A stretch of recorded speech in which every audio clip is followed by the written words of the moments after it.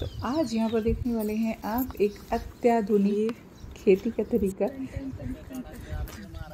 लावणी करू हाय हे कटिंग करते नाही ग ते काढते। अच्छा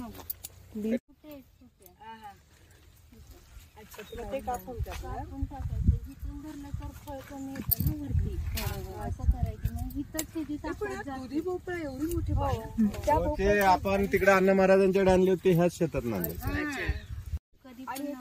आमच्याकडे गावाला भाज्या 3-3, 4-4 महिन्यात परत दुसऱ्या भाज्या हे करतात। हे बघा हे मी सांगितलं ही धापू वरचे ताई पण तुझ्याकडे बघून वाटत नाही हा तू शिक्षिकाच वाटतेस। अरे एवढंच ना ये मुझे देना एक ताई एक हे पण कापायचं। काय बोलले प्रकाश भाऊजी नाही येतो म्हणून गाडी म्हटलं सामान टाका सगळं आधी जवळ टाकलंय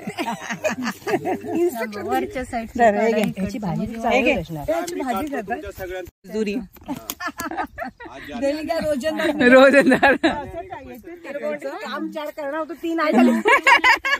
रोजंदार परवडेगा नहीं 10 बजे आने का 5 बजे छुट्टी। हाँ एक घंटे किती आहे रोजंदारी किती आहे 250 बायकांना 250 आवाला आमच्याकडे पण तसेच आहे।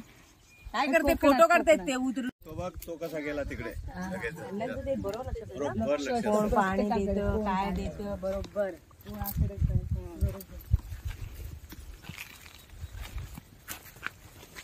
हो गया मेरा कुछ लिया नहीं मैं नहीं लूंगी, तुम बहुत जलनखोर हो। नमस्कार, आपले राहुल महाराजांचे भक्त किशोर बोराटे यांच्या शेतीमध्ये आता भोपळ्याच्या शेतीमध्ये आम्ही सर्वजण भक्तगण आलोत आणि आता त्यांना मदत म्हणून आता सगळे काम पण करतायत। आता थोडं ते बघा हातात कैची आहे, पिंकीताईच्या हातामध्ये कैची आहे आणि आता कटिंग करायचं चाललेलं जे वाढलेलं आहे नको अनावश्यक जे आहे ते कटिंग करायचं चाललेलं आहे आणि सुंदर एकदम मस्त मजा घेतायत, काम करण्याची मजा घेतायत एकदम। त्या झाडाच्या पाल्यामधून दिसत सुद्धा नाहीत हिरव्या आणि बघा अरे वा, सगळ्यात महत्वाचं काम म्हणजे वरती चढवणं, कारण खाली कोणीही खेचू शकतं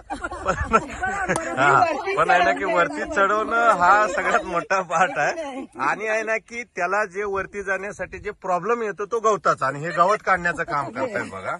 एकदम जबरदस्त सगळं फुल धमाल चालू आहे इकडे। हा thank you very much Rahul Maharaj की, अण्णा महाराज की जय।